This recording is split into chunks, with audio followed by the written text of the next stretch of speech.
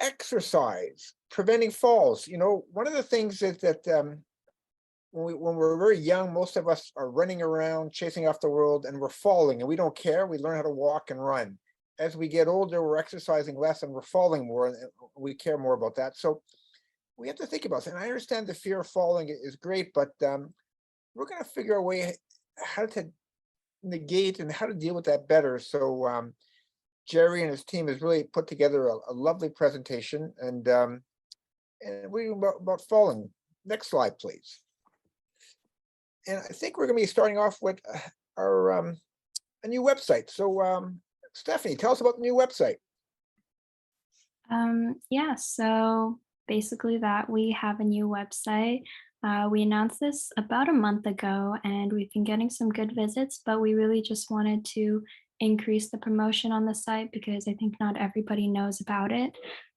So yeah, just to start off, we do have a new website. You can find it at www.drcurnewhealth.com. So, I mean, why don't we just take a visit right now and see what it's looking like? All right, yeah, so this is our website right now. On it, you can find a lot of stuff like resources that we offer, and also like latest clinic news. So for example, if you didn't know, this Sunday, Dr. Curnew wants to invite everybody out for tennis and softball at Linden Legion Park. So stuff like that, for example, you can find it all on our website. Or for example, our Let's like, let's backtrack over here. So some of the things is that, so one of the things that we're trying to do is that some get-together. So for instance, this morning, myself and a couple of the medical students, we went for on the Shadok stairs. So we'll be announcing that. But this Sunday is that if anybody wants to come out, Linden Legion Park, there's the address. It's about a half an hour from Hamilton, and there's 2 tennis courts that no one ever uses. There's a softball field that no one ever uses, and great. So as long as it's not bad weather, we're going to be there. And if it's bad weather, we'll let Steffi know, and she'll post it's canceled. And I don't know how to do that, and I want to thank Steffi and the team to do that. So let's have some fun, some exercise, and maybe we'll have a fall or two. I'm just kidding. And if you like pickleball, bring out those rackets there too as well. So if you don't have a racket, I got extra rackets. And we want people don't know how to play tennis or how to play tennis. Doesn't really matter. Just have some fun. Remember, outside is a good place to be. What I'm learning that vitamin D pills don't really do much good, but my source of vitamin D is outside, and so I'm gonna get some vitamin D on Sunday, and I hope you can make it. Tell us more. yeah, exactly. So like I said, sort of latest clinic news, updates that we have for you guys. I think the fastest way of letting everybody know is finding it on our site, which is why the site is so useful. On top of that, it's just like good to see like our latest updates, for example, in resources. So learning about chats, our latest webinars, new recipes we have up, etc., etc. On the site, you can also just find, like more information about the clinic, about Dr. Curnew, about everything that we do here if you were ever interested. I think that the biggest benefit of the site for you as a patient is probably the resources section. So, you can learn more about our YouTube series.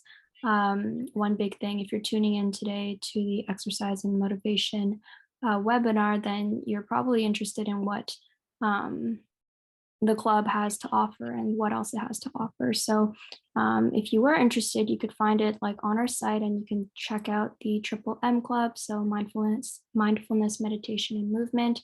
And yeah, if you were interested in like getting more content from them, you could always like sign up for the focus groups. And the focus group sign up is like having it all on this site is really meant for you guys to see again, like everything that we have to offer, and like so that you can make the most of all these resources to improve your health and stuff like that. And if you weren't interested in the Triple M Club, maybe you're interested in other clubs like weight loss, losing 30 pounds, sugar club, quitting smoking, Sunday dinners, plant-based eating, etc., etc. There's other information, about general info about medications, general FAQs about appointments, and about us, as well as all of our contact info. The other thing about the site is that we're always looking to improve it. We're always looking to see, what you guys have to say about it and what you guys want to see from us. And so you can always, get in touch with us through the site, um, and send us a message about anything really. Um, so yeah, that's that. Well, Um, this is if actually we're- wonderful because it is very interactive, and we're adding new Mhm. things. So, and one of the questions is that we're going to have common question answer. Why do I give you two requisitions for blood work? How to get a hold of us. You're going to see many of our students call you on their cell phone, and if you want to get back, you can call the desk. If you need to have, and we're working with things like ocean forms and understanding how to just interact better, because like most people my age group, we never grew up with a computer. I remember when I heard the word internet, I was kind of scared. Now I'm kind of excited about it, and I want to thank Stephanie and her whole team for just really putting this together. And it's a dynamic thing. It's changing, and it's going to get better. And you need to think about how to make this work for you. And so please look at it. Anything else you want to say, Stephanie? yeah, I was just gonna go over quickly once again how to find the site. So first of all, you would open up your web browser. Usually that's maybe Google or Safari. Then you would type in drcurnewhealth.com, click enter, and then you're taken there. Alternatively, in all of our YouTube videos, for example, this webinar that you're watching right now, you can check out the description box, which is right below the video. And the link is in the description of all of them. So for example, right now even, you can just go into the description box, or check out the chat, and the link is right there for you. So yeah, just enjoy the site. Tell us your critiques, what you don't like, what you want to see more of. And yeah, we just hope to improve for you. That's about it for me. Thank you so much. And I'm really impressed how it keeps changing from week to week. And we're going to post some important videos, we think. And one of the things is that for most of us is we just have to get ourselves going a little bit, and just keep moving forwards. Like this week, there's European cardiology meeting. There's going to be some important trials. And I'm going to tell you next week or soon is it more important to take your blood pressure pill in the morning or nighttime?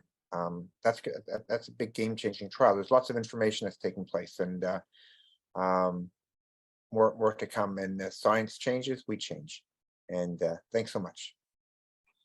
But one of the basic things is, we have brand new therapies, but you know what? One of the most important therapies is activity and exercise, and I can't think of a better person than Jerry and the rest of the team to put this together. Jerry, tell us about exercise to prevent falls and a little bit more and beyond. Yes, for sure. Just give me 1 second to share my screen. All right. So today we're going to talk a little bit about how we can use exercise to prevent falls. So first, we're going to kind of go into why we should worry about falls as we get older. And then later we'll talk about how we can use exercise to help prevent them. So just a table of contents of what we'll be talking about today. So first, we have a patient story we'd like to share. I had a chance to sit down with Phil, whose mother is a patient at Dr. Curnew's, and you'll listen to what he has to say and his advice for everyone. Then we'll get into talking about why falls are worrisome. So some of the prevalence, some of the data from Canada, as well as the dangers of falling in older age. Then we'll get into the topic of muscle degeneration or sarcopenia and how that can relate to falling. And then we're going to talk about how we can use exercise to prevent falls as we get older. And lastly, we'll try out some exercises ourselves and a little guided exercise session, a little quick kind of activity at the end for everyone.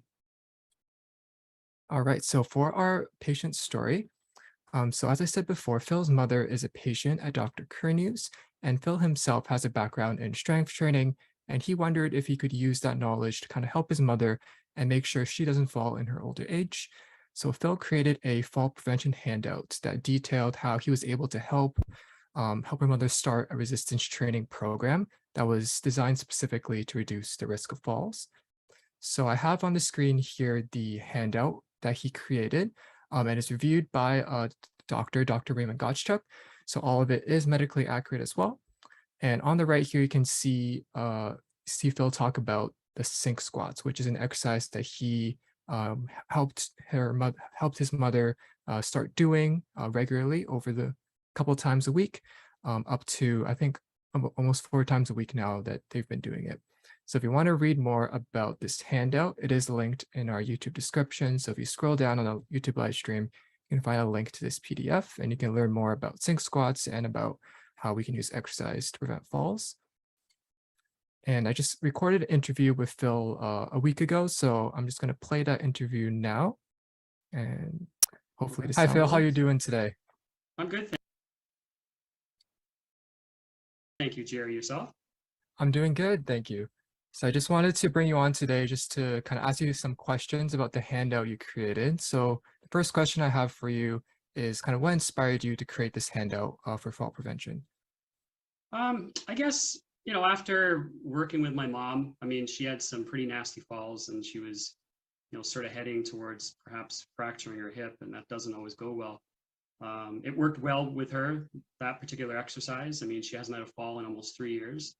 I'd been using a similar exercise with friends of hers, and they'd done well, the ones that stuck with it. So I thought maybe it would be something that might be useful to the general public. And I know Dr. Gottschalk quite well, and we'd talked about it. And he, agreed to review what I'd written and put together, and he liked it. And there you go. I shared it with you guys, or with Dr. Curnew, and I guess there's a couple of doctors perhaps using it right now. Hopefully it gets around and it's beneficial for people. Perfect. Yeah, and thank you so much for creating this. And like we showed on the webinar, it's going to be kind of talking about a specific exercise called sink squats or chair squats. Would you like to kind of elaborate more on how you were able to integrate that into your mom's kind of routine and her lifestyle? Well, I mean, my main concern was my mom falling, right? I mean, I knew from my strength training background, being a member of the Y since I was like 14, that, as we get older, we lose muscle mass. It's normal. It's part of the normal part of aging, and neuromuscular efficiency drops. Another thing that's normal part of the aging process. I guess some of that's accelerated with disease in some people. But my mom was very adverse to strength training. She'd never strength trained in her life. Liked to garden and do all sorts of stuff, but never strength trained. So I focused on her legs, and I needed something that was going to be safe, as far as balance goes, and simple, and in very short duration. Because I mean, doing something, she'd gone to physio and done hours and hours of physio, and unfortunately it didn't seem to help. So I started with that exercise in particular. It was 2-3 minutes a week. I started once a week. She tried it a couple of times, like twice a week frequency, but she liked the once a week, and she wasn't falling. So, if it's not broke, don't try and fix it, right? And after that, she was so, impressed and could see the benefits of it, that I gradually increased the other exercises, that she could do. So, for example, a wall press for the chest and triceps, and pulling exercise like a row. So the squatting and the wall press and the row pretty much covers about 80-90% of the musculature. And she was good with that. It's only 3 exercises, and gradually we progressed to a lumbar, a prone back extension for the lower back, and a trunk curl for the abdominals to sort of protect the organs a bit better. And yeah, she's good. She's an almost 87-year-old, probably functioning better than some people in their early 70s. So That's awesome. And I just kind of wanted to ask how you would, are there some tips you have for those who are looking to get into exercise, or for caregivers like yourself who want to kind of implement something for their parents or for their loved ones? yeah, for the caregivers, like I said, I've worked with a few of my mom's friends over the years, and a lot of the older folks, especially the seniors, you can't give them too much. If you give them too much on their plate all at once, you try and get them to do 20-30 minutes of exercise from day one, a lot of them just are not going to follow that. That's too much for them. So, in my mom's case, as I said, I gave her one exercise, for her legs. The legs was the most important thing, right? And, after 2 or 3 minutes of that, for a few weeks, maybe a month, maybe you throw in, a wall press and some sort of rowing exercise. But, doing too much all at once or trying to get them to do too much all at once, it hasn't worked well, at least in the few people that I've worked with. So that's probably the big thing, not giving too much, all at once, and encouragement. They're probably not going to have perfect form or I don't know. I just tend to find that the few elderly people that I've worked with, they need a little bit of encouragement, a little bit of a boost, right? To because it's easy just to say, this is makes my legs ache, when I've done it the day after, which is normal, and I just don't want to do it, or so the positive encouragement, positive reinforcement. Mhm. Yeah, and kind of expanding on that topic of sinus soreness, I know like delayed onset muscle soreness is a big thing with after resistance training. Is there some tips you have for patients who are going through that? Maybe some kind of way to reframe it or some tips on how to reduce it? Well, DOMS tends to occur often when the frequency is very low, like if you're only doing something perhaps once every 10 days, once every 2 weeks, you're more prone to get that.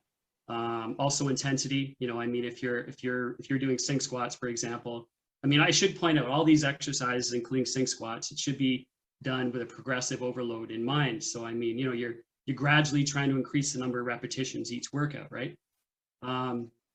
If you're getting DOMS and it's really troublesome, you can back off in the intensity and maybe not push yourself quite as hard.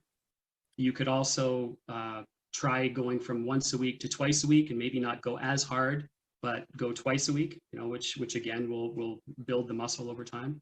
So those are ways that you can sort of minimize it. As far as dealing with it, if you do get it, just know that it's temporary. It's normal. It's a normal process, and it won't last forever. Usually DOMS occurs the day after, or probably the worst is probably the second day. And then it's gone. It's not agonizing. Not that I would say take anything for it, but I suppose you could always take a Tylenol if you had to. I'm not a doctor. Ibuprofen's probably not good though, because that's not very good for old folks especially. But yeah, that's what I would recommend. Perfect. And yeah, I just want to thank you for coming on today. And do you have any kind of closing thoughts you wanted to share with everyone for today? Other than, it's exercise, especially strength training, especially as we get older, is, probably one of the best medicines out there other than being a drug. I think doctors in general, which I'm not, of course, would recommend, exercise as being one of the best things they could prescribe somebody, if they do it regularly. But as we get older, strength training is sort of more important than cardio. Not to suggest that cardio is not important, but as we get older, as we lose muscle mass, it becomes more of an importance. Perfect. Well, thank you so much for joining me today, Phil, and hope you have a great rest of your day.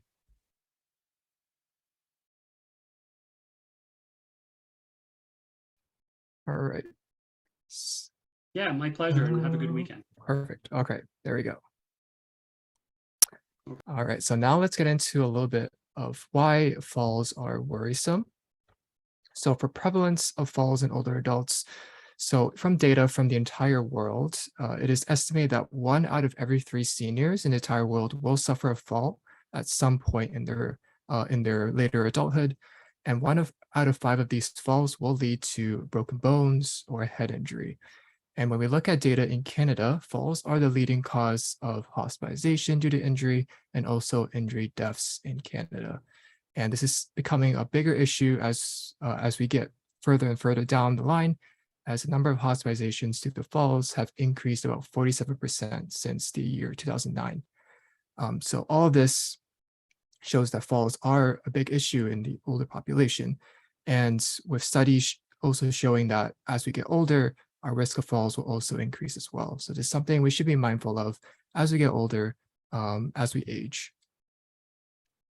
And if you look at this chart here provided by Stats Canada, so this is looking at hospitalizations due to falls per 1,000 people in men and women of older age, we see that as we get into the older age intervals, the risk of falls increase pretty dramatically as we get past age 80, 85. So what are the dangers of falling at an older age? So when we look at data, 1/3 of seniors that are hospitalized due to falls will have to be later placed in long-term care. So this is something that we see kind of throughout all our life. When we go to the hospital, we tend to lose functioning. So this happens even if you're a young adult like me, and it happens especially when you're older. And less than 50% of hospitalized seniors actually recover to their previous level of functioning. So less than half of seniors, after they fall, after they recover in the hospital, they're able to go back to where they were before they fell, before they went to the hospital. So that's a really, really low number. As well, when we look at what injuries can come from falls, fractures are the most common injury at about 39%. And for those that are hospitalized, 34% of those fractures are hip fractures.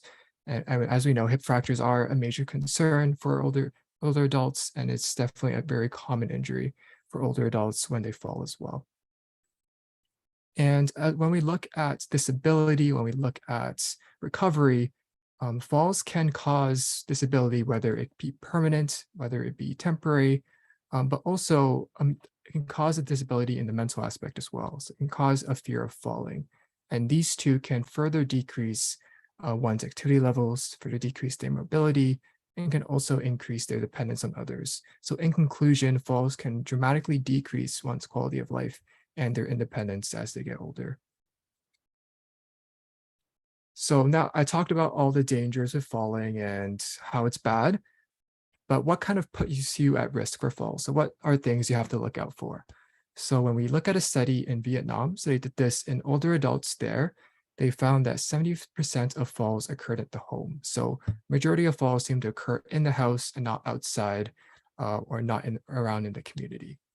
As well, they found some risk factors. So if you have these risk factors, you'll be at a greater risk of falling. So having 3 or more comorbidities. So this comorbidities are kind of conditions that have other conditions with them as well. So for example, hypertension, obesity, and diabetes, they're all comorbidities. As well, alcohol can play a big role. And conditions like hypertension, COPD can also increase your risk of falls as well. And when we look at kind of physiological, kind of physical changes, if you have a slower walking speed, especially if it's slower compared to what it was when you were younger, and also if you have a mobility impairment, so if you use a walker, use a cane, that will also put you at higher risk of falls as well. And when we kind of circle back to the data in Canada, we see that the most common cause of falls are slips while walking. So 43% of all the falls in older adults are slips when they're just walking. And this doesn't include things like ice and snow, right? That's actually the second most common cause of falls at 18% is slipping on ice and snow. And then lastly, the third greatest cause of falls are going up and down stairs. So these are some things you can look just to look out for. Right? If you're going outside when it's snowy, make sure you have good shoes. Take your time going up and down stairs, you want to make sure that you're steady, you have support, and they're not going too fast. And the last note I just kind of want to leave you guys with is that older adults living alone will have an increased risk of falls. So if you know someone, a loved one who is living alone, try to give them some calls once in a while just to check in.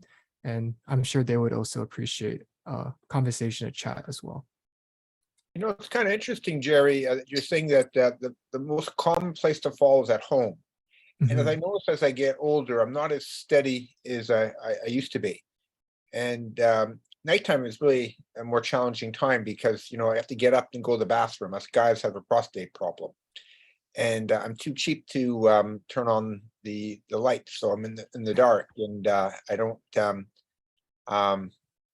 and so I just, and we have a bunch of dogs at our house and they just stay under your feet. They don't move. So knowing your environment, and you're going to tell us about, rugs and how to prepare things. And one of the simplest things for many of us is just when you get out of bed, sit at the side of the bed for a little bit. Make sure you're not getting dizzy and things. And you'll tell us more about that. But that's, I can see this already happening to myself already. And I'm trying to do all the things you tell me about exercise. So it's a gradual process, but you have to be more careful and keep telling us more.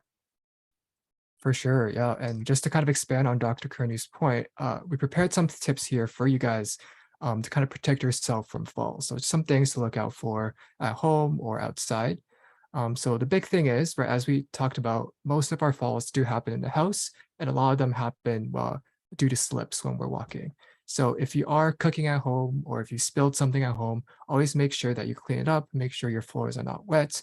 Get some grease on the ground, make sure you clean it up immediately. We don't want to kind of forget about it later on, and then that being a hazard for you or for your other loved ones in the house. So always clean up your spills and always make sure that keep an eye on the floors and make sure they're not wet. Second one is taking your time going up and down stairs, something I mentioned on the previous slide as well. Right, slow and steady wins the race. Always make sure that you're going at your own pace and you're not rushing up and down. And always make sure you're holding on to the handle railing as well if you do feel a little bit unsteady or a little bit dizzy that day. The next tip for you guys is to ensure your shoes are of good condition. So after this webinar, I want you guys to kind of take your shoes that you wear the most, flip it over, look at the sole. You want to make sure it's not worn out. So you want to make sure the grips are not kind of worn down. The color is not really worn out. The fabric isn't really torn, right? If they are worn out, make sure you get some new ones because those grips on the soles of your shoes are really important in helping you maintain balance. And if they're worn out, it can be a lot easier to slip and fall. And also a big thing is that if you are going out, make sure your shoes suit the environment you're in. So in the wintertime, if you're going outside for a walk, make sure you're wearing non-slip boots. There even are, I think, shoes or running shoes with spikes on them. So that's something you can look at as well. Make sure that whatever shoe you're wearing, it matches the environment. You don't want to be wearing just regular running shoes in the winter. You don't know where the ice could be. You don't know if the snow is covering the ice. But you always want to make sure that you're on the safe side. You're wearing non-slip shoes in the winter. And if you're going out somewhere like hiking, make sure you invest in a good pair of hiking shoes or shoes with good grip. Just want to make sure that you have the right tools for the job and your shoes aren't going to cause you an issue with falls and setting yourself. So big thing, make sure your shoes are not worn out. And also, if you are planning on going outside, make sure you wear the right pair of shoes. So next, Before we go there, yesterday I was talking to one of our patients, and his job, he works for CN, and unfortunately, he sees this too often. His job is to actually see the conductors of trains and what happens after accidents. You know, some people unfortunately will commit suicide, but a lot of people are not being attentive. So you know, they're running the train track with their car, they get through. They're rushing too much, accidents. Simple thing is that, you know, we mentioned carrying a cell phone, and I'm guilty too as well. I'm looking at my cell phone as I'm walking, and people walk in the wrong place, and that can lead to fatal events. And he's seen this way too often. And stop rushing as much as you know, rushing is important, but your life is important too as well. So, you know, if you go too fast, you'll fall more, either from bad weather or for just rushing. And you want to be able to come home. So just sort of think about these sorts of things. And I'm being guilty coming out of the Hamilton General Hospital. I take a left, going to go back this alleyway going towards my office. There are trucks coming out of one of the areas there, and so many times I'm on my looking at my phone, talking on my phone, and if it wasn't for that truck driver, something bad might have been happening to myself. So I'm trying to be more attentive to that. Also, too, coming out of shoppers or offices, that look for the bikes that are going across and things, those bike lanes and things of that nature. So, you know, there's a lot of bike accidents and things of that nature as well. So just slow down a little bit and be attentive to your environment. And so, from right shoes and things of that nature, just a reminder. And we've had too many near misses already. So just sort of think about that. Thanks so much, Jerry. absolutely. And like Dr. Curnew mentioned, carrying a cell phone, right? It's important we carry that cell phone on you so you can call for help if you need. So if you do end up falling, if you do end up slipping, you have something to be able to contact your loved ones or for emergency services.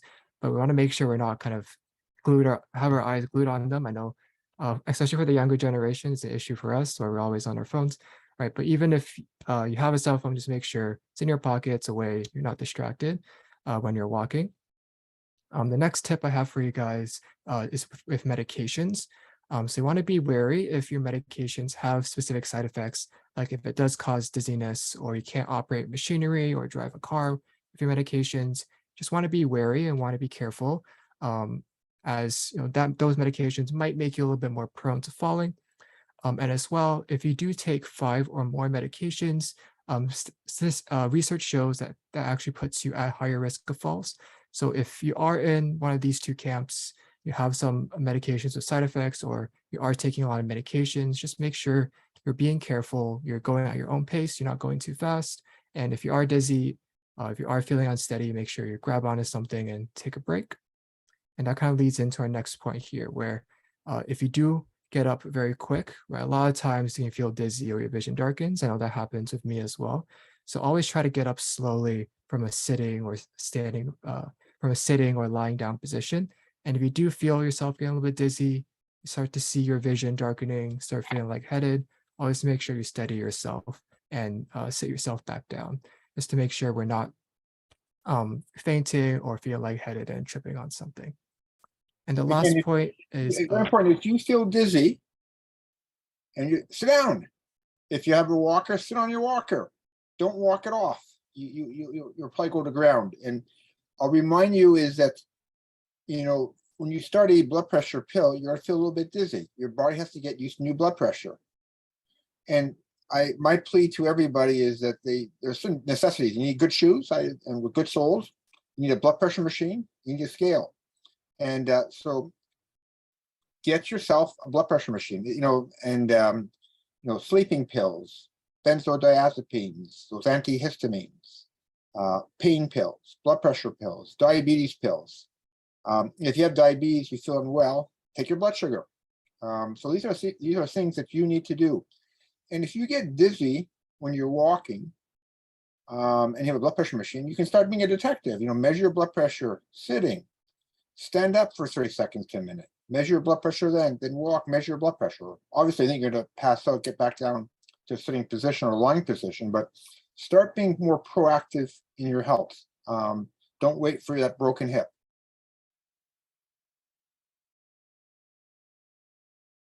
Yes, absolutely. That's a great tip as well. Sitting, standing blood pressure can be really helpful. So if you do have a machine, you can definitely do that as well. And also have those readings for Dr. Curnew. I think he would appreciate having the extra information as well.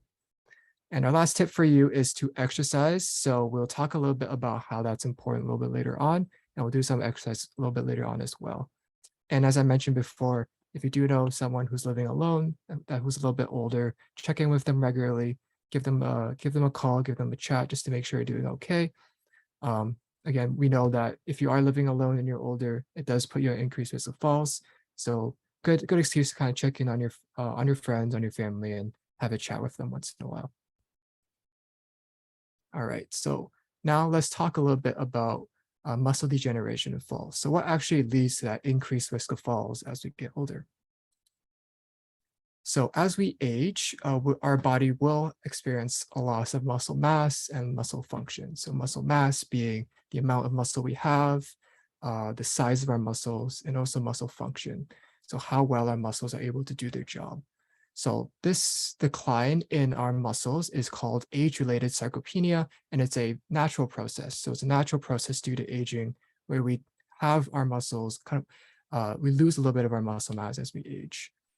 And a number for you guys to kind of think upon is that after our age 30, so age 30 is kind of like our peak, it's our peak bone health, peak muscle health. After age 30, we lose about 3 to 8% of our muscle mass per decade. So at age 40, you'll lose 3 to 8%, age 50, another 3 to 8%. And by our 70s, we can have lost up to about 50% of our muscle mass.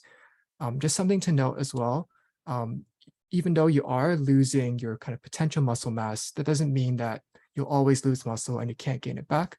So if you are exercising when you're older, it will help you gain muscle. It's just that your potential to gain muscle is not as high as when you were younger. So for example, if you do start exercise routine at age 70, the amount of muscle you gain will probably be a lot less compared to if you started exercise at age 30.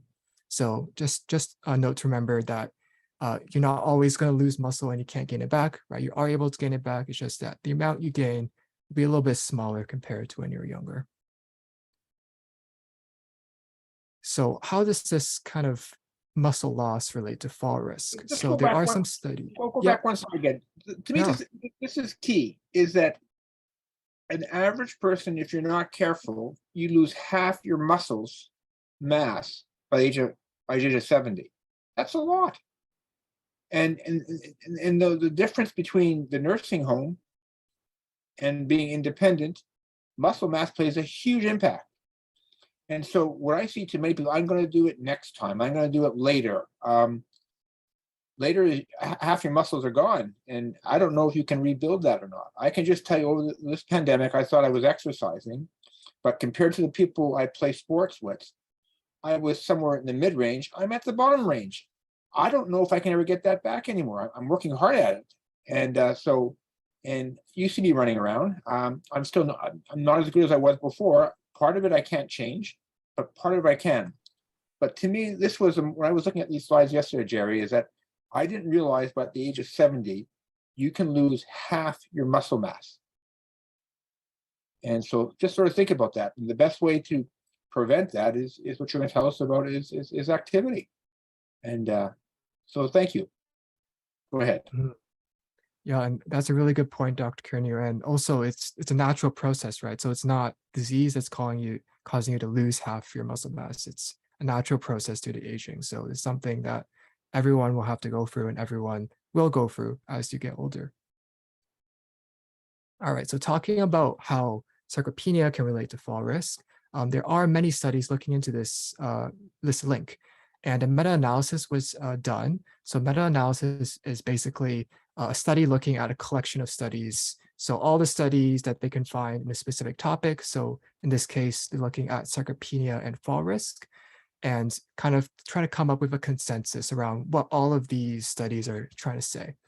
And what they found was that there is a significant correlation or link between sarcopenia and fall risk among older adults. So as you get older, right, you have more sarcopenia, and that is linked with having a greater fall risk.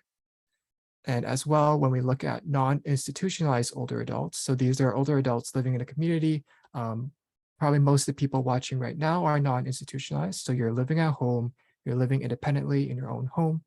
And they found that even these types of older adults will also have increased risk factors to falling. So things like decreased muscle function, decreased muscle mass, these are independent risk factors for them for losing physical independence later in life. So it's a big thing that we want to make sure we're tackling is sarcopenia and age-related muscle loss. So how can we prevent this? So there are two things I'm going to recommend to you. So one of them is exercise.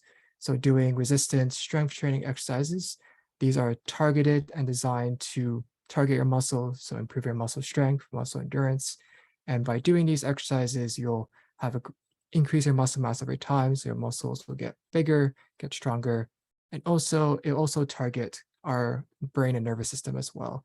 Because some of our strength comes from our muscles and how big they are, but also a lot of it comes from our brain and how well our brain can communicate with our muscles. So by working out, by exercising with strength training, we're improving both our muscles physically, but also our efficiency with our nervous system and making it function the best way it can.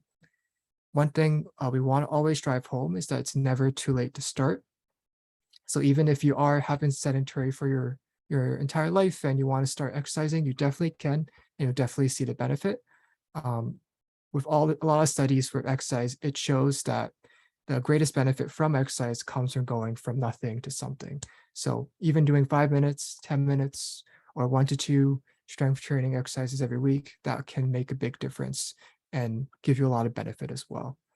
And just a study I want to leave you with today is that this study looked at sedentary older adults.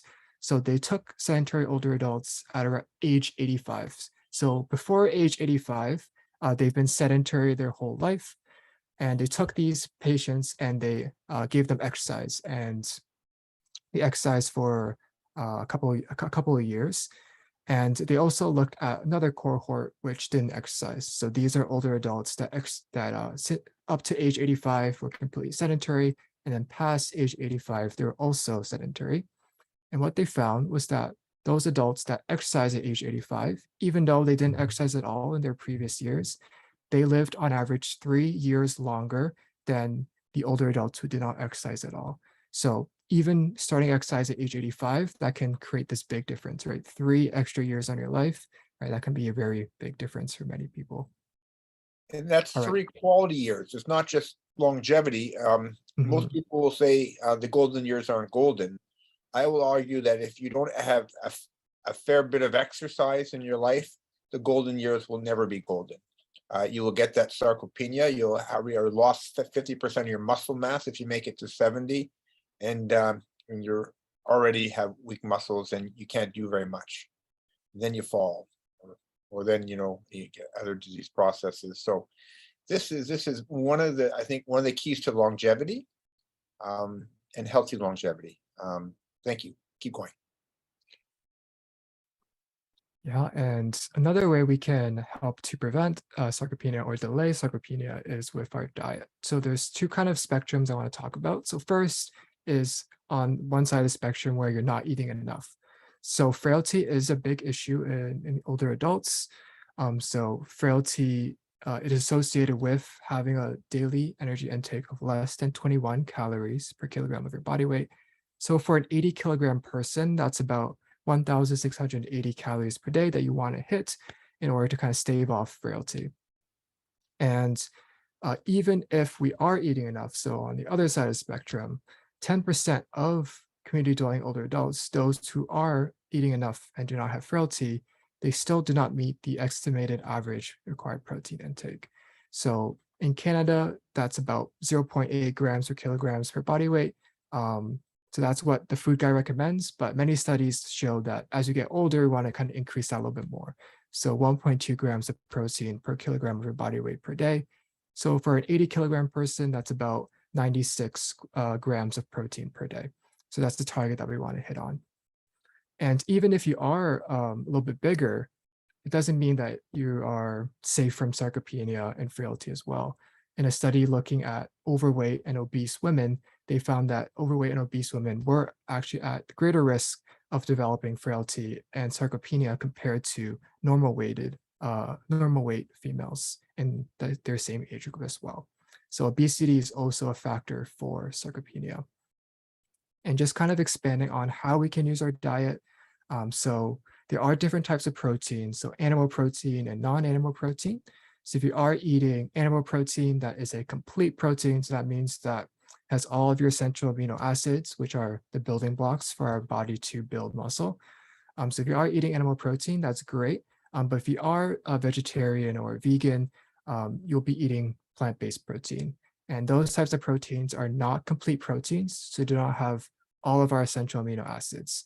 So a really, really good tip for anyone, even if you are eating animal protein, right, is to have a very diverse diet. So eating a lot of different beans, vegetables, legumes, nuts, incorporating all of that into your diet can be really important. So you can get all that whole range of essential amino acids for you, so you can get enough protein, get enough building blocks to build our muscle protein.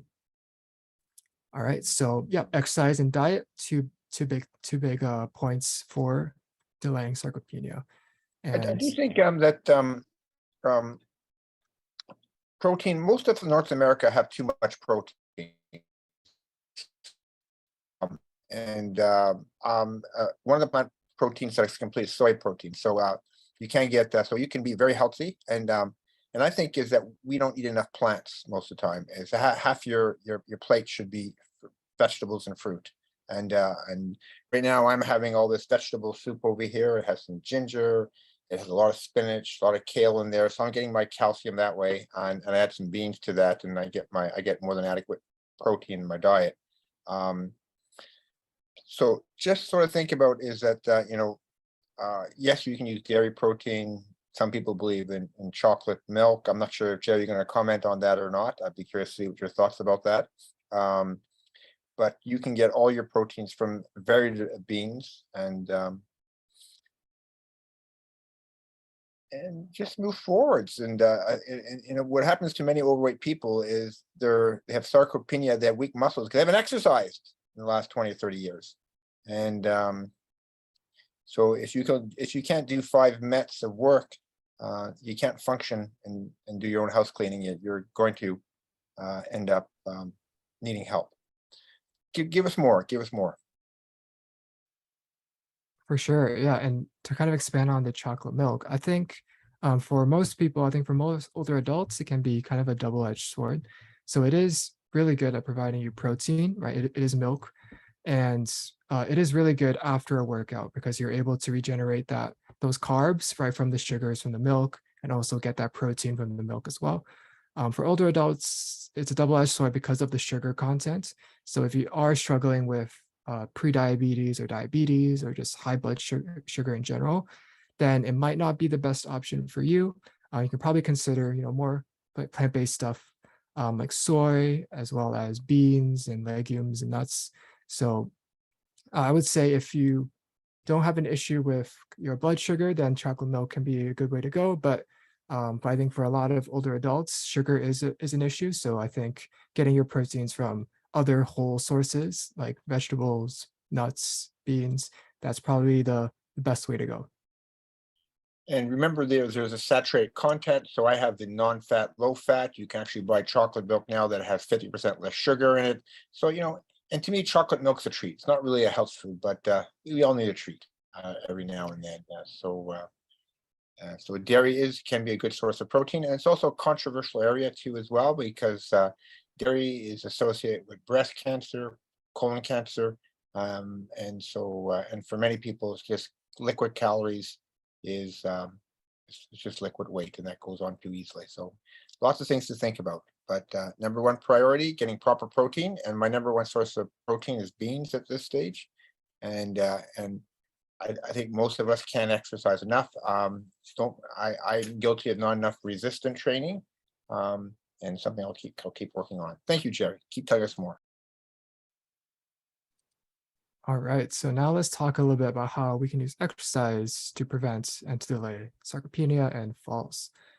So the importance of exercise, right? Exercise is really important. It's something that Dr. Curnew always pushes, and something, if you're part of the Wednesday group, and if you've seen my previous videos and webinars, you'll know how much I push exercise. And there are so many studies that show that lack of exercise can be a primary cause of many chronic diseases. So things like stroke, heart disease, diabetes, obesity, congestive heart disease, all of these illnesses and these comorbidities can be a primary cause, can be a lack of exercise. And when we look at specific studies looking at muscle strength, what they found is that if you have low muscle strength in your older age, that is correlated with a higher risk of mortality and also cognitive decline. So it affects not only your body, but your brain as well. So one of the things exercise can do is can it help promote the synthesis of our muscle proteins. So when we're not eating and we're not exercising, our body is actually in a negative protein balance. So we're actually breaking down a little bit more protein that we're gaining. And when we exercise and when we eat, that it's kind of flipped on the other side. So at that point, we're on a positive protein balance. We're gaining a lot more protein. We're building a lot more protein in our body. So by doing exercise, we can promote that pathway of synthesis of our muscle proteins, so building our muscles, right, and also activate other pathways as well that contribute to a regular metabolism, so fighting diabetes and also function as well. And just talking a little bit more about how exercise can strengthen our muscles. So one of the things that exercise will do is it can target our mitochondria. So mitochondria is the powerhouse of the cell, as it's dubbed, and there are contractile fibers, tissues in the mitochondria that will react when it feels some contraction or resistance. And that occurs when we exercise. So when we exercise, we pull on kind of these mitochondria tissues in the mitochondria, and it can lead to better mitochondrial function and also biosynthesis. So more mitochondria will be made and remade in our body. And that can help to maintain our healthy state of our cells, can help provide us with more energy and keep our body healthy as well. Another thing that exercise can do, right, is can increase our muscle mass. I think that's kind of what we think about when we exercise, is that increase in muscle mass. So when we challenge our muscles, when we add that resistance, we actually get micro tears in our muscle. So these are not something to worry about. It's not an injury, or it's not like a regular muscle tear. Micro tears in our muscles are normal. And when our body comes back and rebuilds those micro tears, then it actually makes our muscles stronger. So exercise is that cycle of micro tears and then rebuild stronger, micro tears, rebuild stronger. So this process allows for things like increased hypertrophy, growth of our muscles, and also increased muscle strength.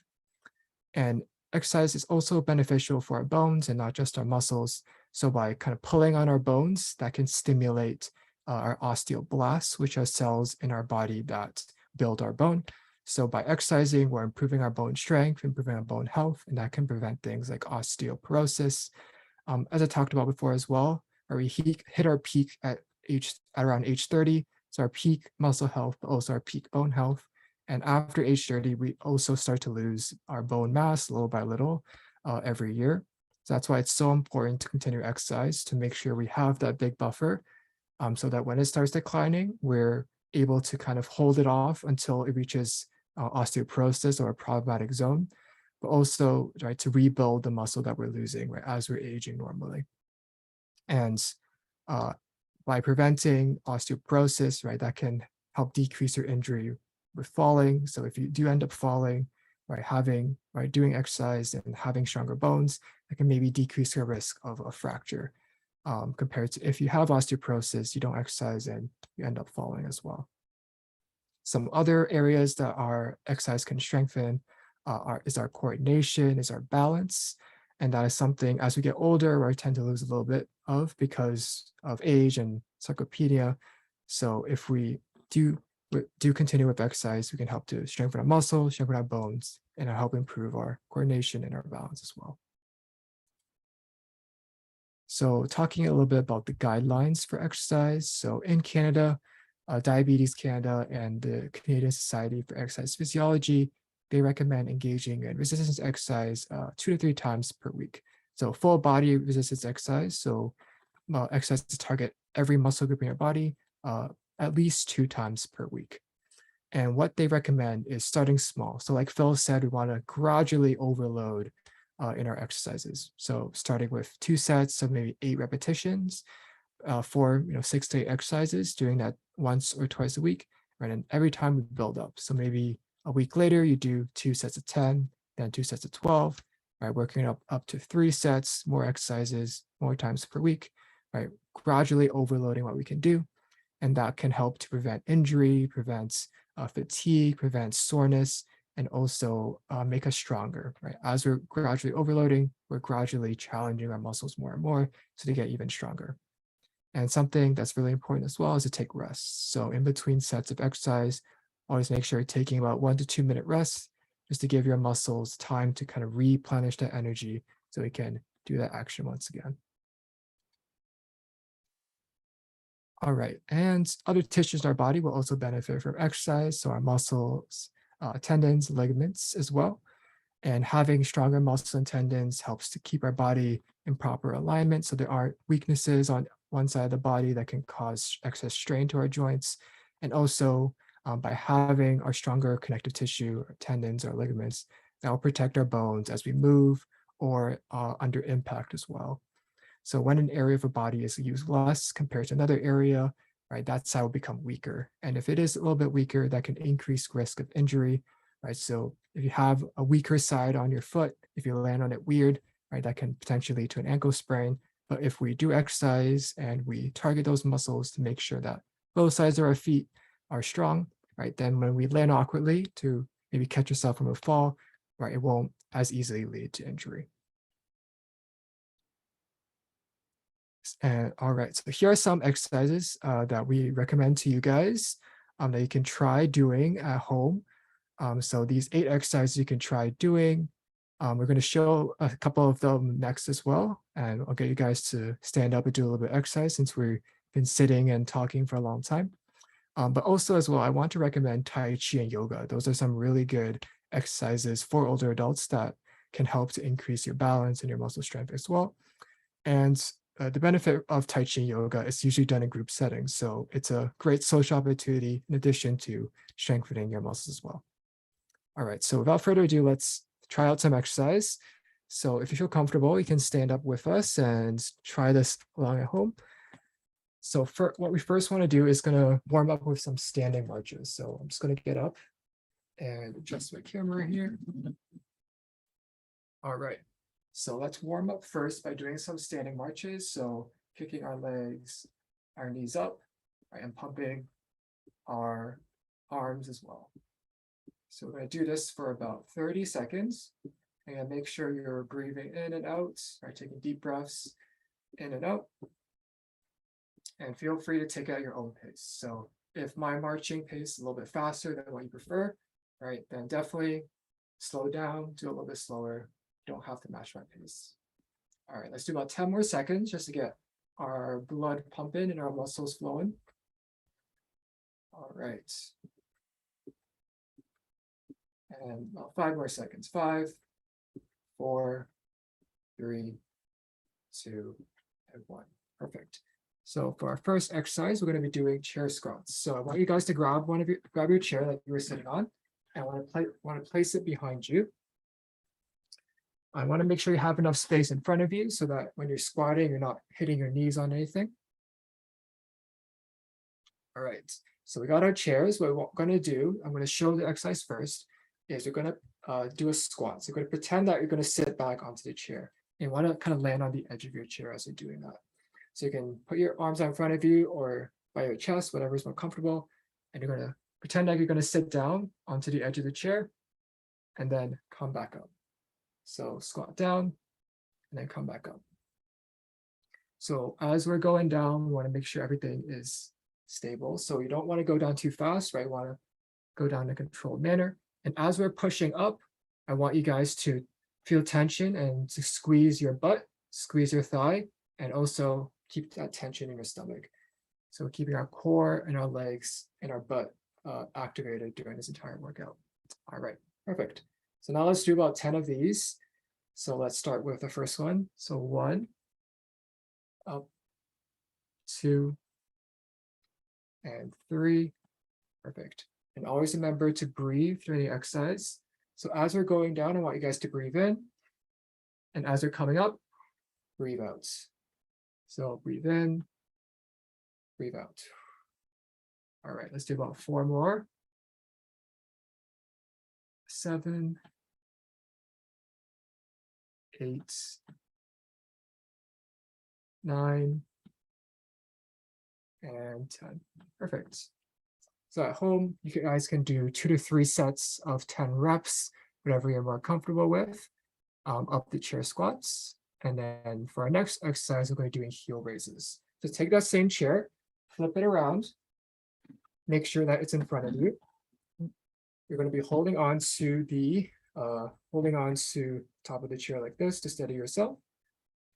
And what we're going to do is we're going to, in a controlled manner, lift up to our tiptoes. So just like the image of the lady here behind the chair, we're going to lift up to our tiptoes. So lifting our heel off the ground and then coming back down so our heel touches the ground. So up and then down, up and then down. And once you reach the top, I want you to hold for 2 seconds. So count 1, 2, and then come back down. And both times, make sure it's controlled. So up, hold for 2 seconds, and then back down. All right. So I think we're ready to start. So let's do about 10 of these as well. So 1, 2, 3, 4, 5. Again, make sure we're breathing. So as we're pushing up, we're breathing out. And when we're coming down, we're breathing in. We always want to breathe out during the hard part of the exercise. So let's do about 3 more. So as we're pushing up, breathe out. And coming back down, breathe in. And last 2.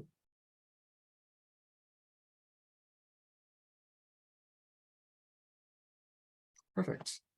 All right. So you might feel a little bit of tension in your legs, but that's normal. We're gonna switch it up here. We're gonna do a little bit of movement now. So we're gonna do some side steps. I'm just gonna show you real quick here, and then I'm gonna be turning to sides so I can go from wall to wall. But what we're gonna do is we're gonna stand with our feet shoulder width apart. And you can either bend at the knees if you wanna make it a little bit harder, or stay straight like this. Make sure you do have something to support you, so a ledge, a bed, a chair or something, so that if you lose balance, you can catch yourself. So standing with shoulder width apart, I want you to step out with one of the legs to the side and then step back. So step out and then bring your other leg, step back. So we'll get from the shoulder width wide and then back to shoulder width apart. So step out and then meet with your other foot. Step out, meet with your other foot. Perfect. All right, so I'm gonna do it on the side, but I think the best way to do it is if you have a kind of wall to wall that's farther than the other wall, then to do that. So I'm gonna go from this side. But once you're ready, we're gonna step from one wall to the other wall. All right, so let's do it. So let's step out and meet, out and meet, out, meet, and then come back. Perfect. I'm going to bend my knees now for the next set. So let's go to the wall.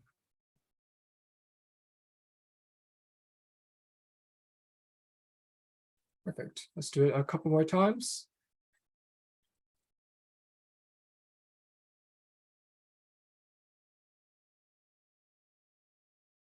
And last time.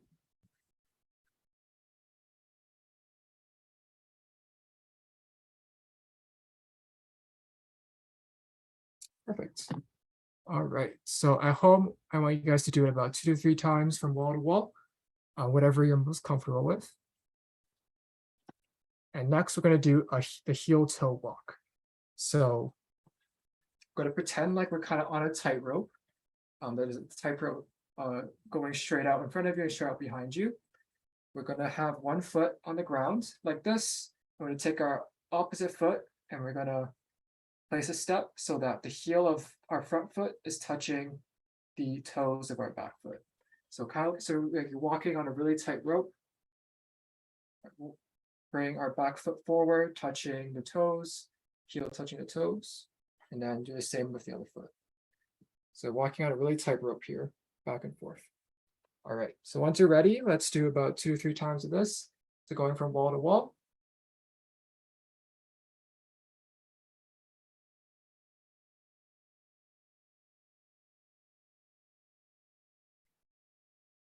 And if you do want a little bit of extra balance, you can stick your arms out to the side, so that'll make it a little bit easier for you to balance. If you want a little bit more of a challenge, you can keep your arm down. As well, if you are finding it a little bit easy, you can speed up as well. That's another way we can increase our difficulty.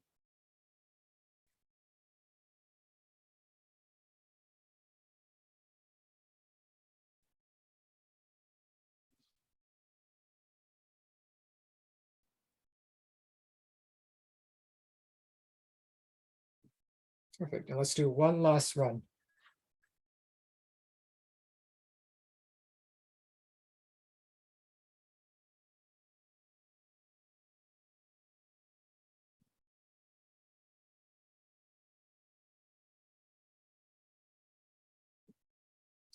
Perfect. All right. So at home, repeat this pattern walking about 2 to 3 times, whatever you're most comfortable with. And with our last exercise, we're going to do a little bit of balance training. So again, grab your chair that you were sitting on, or a table, something that's steady, that won't move around too much. And I want you to stand with your feet shoulder width apart behind this object, this chair, this table. And first, standing shoulder width apart, we're going to let go of our hands on a support. So we're not supporting on anything, and hold that position for 30 seconds. So for most people, that's going to be pretty easy. So let me set a timer for 30 seconds here. So lift your arms off, and then hold this position for 30 seconds. So we want to make sure we're not swaying from one side. If you do feel like you're losing your balance, make sure you get that grip back onto your chair. And again, make sure you're breathing in and out. We don't want to be holding our breath because that can increase our blood pressure, and we don't want that happening. So breathe in, breathe out. Perfect. So that was 30 seconds. So now let's up the difficulty a little bit. So I want you to, from standing shoulder width apart, I want you to put your feet together. So touch your ankles together, put your feet together. And when you're ready, lift off the support. I'm going to hold that for 30 seconds. So for 30 seconds, hands off the chair, hands off the table, and try to make sure you're not swaying.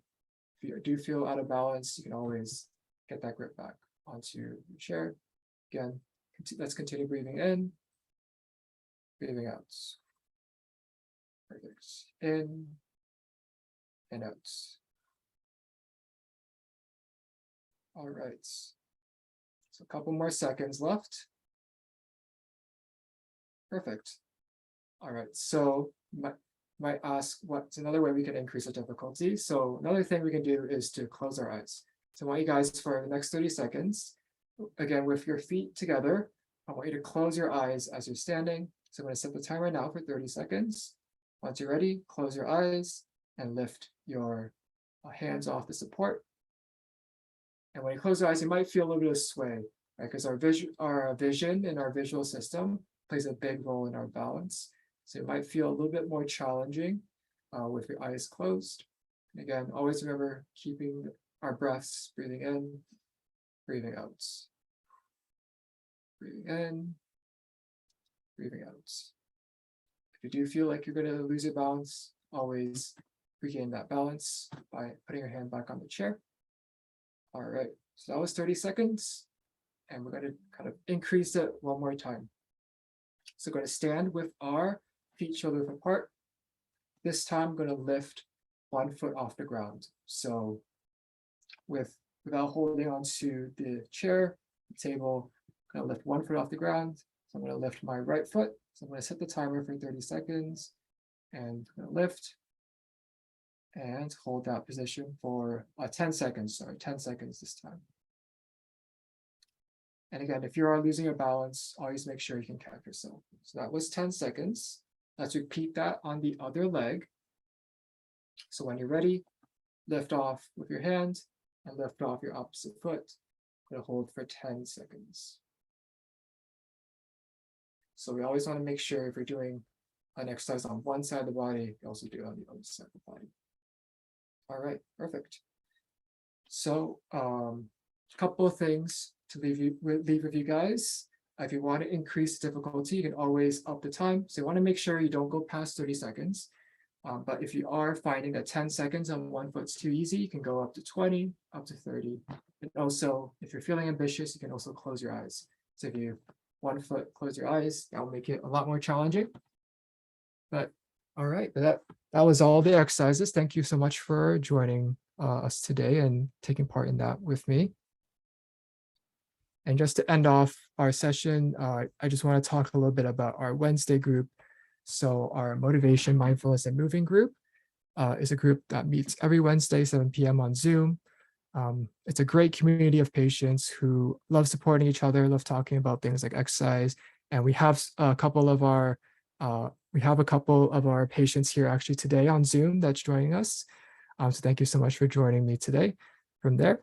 But if you are interested in signing up for this Wednesday group, you can sign up on the Google form, sign up on Dr. Curnew's website, like Stephanie showed at the beginning of the presentation, or you can let Dr. Curnew know during your next visit. Just let him know that you want to join the Wednesday group and he'll sign you up. And as well, I just want to talk about our exercise videos that we You posted. can go back one more time, Jerry. One of the things I don't think Jerry, Dia, and Hannah give themselves much credit.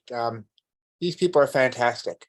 They're going to be world famous one day. They're going to be a trio, and they're going to be all over the world. And right now, they spend time with us, and they made me a better person, and they'll make you a better person too as well. It's just a very special group, and I think I learned a lot from this group, right? And I It's a very safe, support area, and you can explore not just exercise. You can learn why you do what you do. We have too many thoughts that pass through our minds that are repetitive and are unpleasant, and we can actually change our talk in our brain. I'm not sure if anybody else wants to say something. This is a phenomenal group, and I was really surprised. I thought I was just going to be watching going on, but I've actually an active participant when I can, and you should too. And thank you, Jerry, and thanks Hannah for all you've done. Anybody else want to say anything about anybody else in the group want to say anything at all? Just join. All right, keep going. Tell us more. For sure, yeah, and thank you so much, Dr. Curnew. And also, I want to say that our patients also make this group really great, and we have a wonderful group of patients. So if you sign up, you'll meet some great people and make some great friends along the way as well. All right, so the next thing I want to kind of promote is our exercise videos. So there are, I think, about 7 videos for exercise dedicated to exercise on Dr. Curnew's YouTube channel.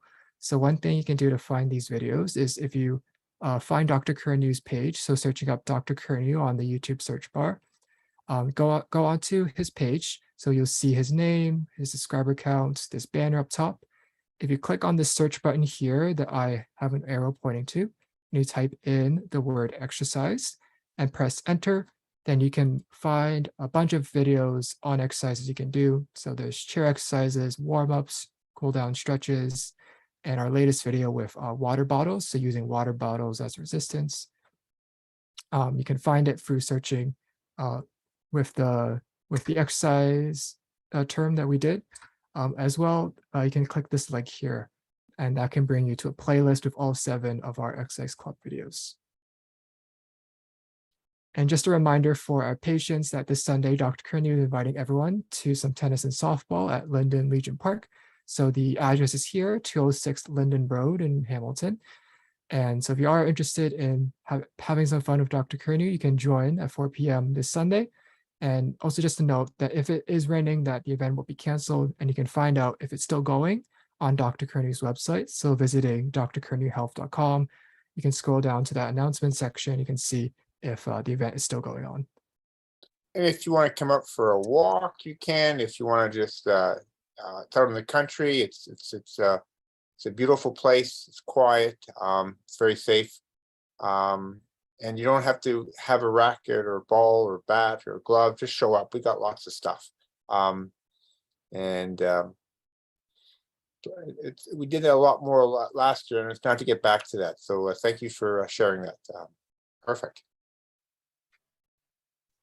Yeah, and as well, Dr. Curnew is creating a FitBit group. So a FitBit group for Dr. Curnew's patients. So Fitbits, if you don't know, are wearable watches that you can use to track your physical activity and your vitals, to give you some information on things like heart rate, the amount of calories you burn in a day, your number of steps, active minutes. It can track sleep as well. So if you are interested in getting a Fitbit, you can visit their website to learn more, www.fitbit.com. And do stay tuned for more information. You can probably find it on Dr. Curnew's website about this Fitbit group. I think that it's still in development, so it's not ready yet. But if you do have a Fitbit and you want to join, stay tuned on Dr. Curnew's website for more information. And on the right here, we just have a picture of Dr. Curnew's steps this year. So a graph all of the months of 2022 and also the steps. So we see that Dr. Curnew is pretty much reaching 10K steps every month. So that's great.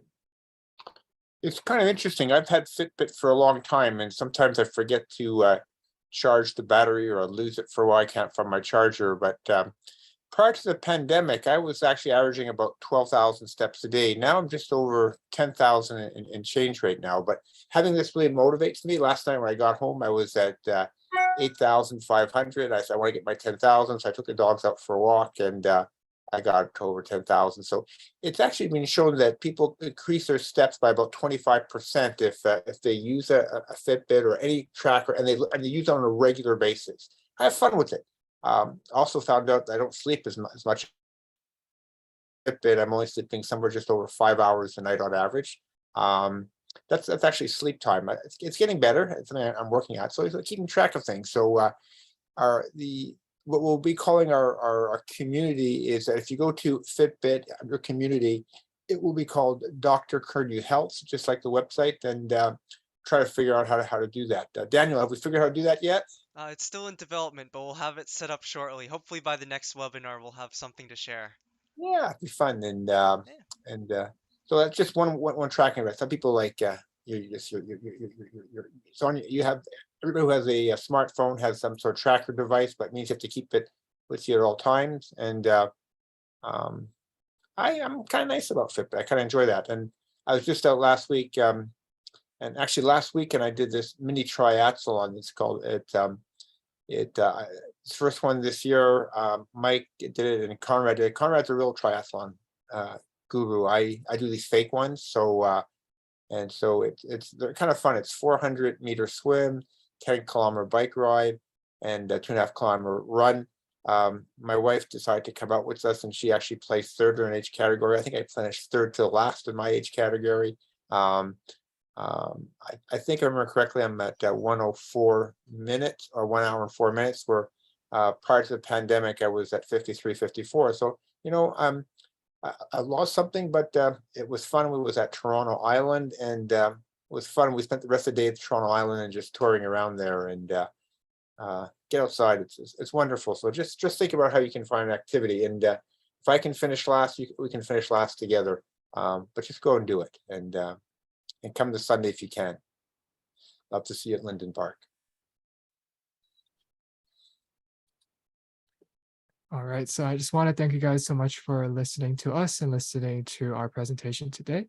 And if you want to connect with us, you're always welcome to emailing drcurnew232@gmail.com, visiting Dr. Curnew's YouTube, and also the new website that was launched, drcurnewhealth.com. Yeah, so thank you so much, and connect with us if you want to.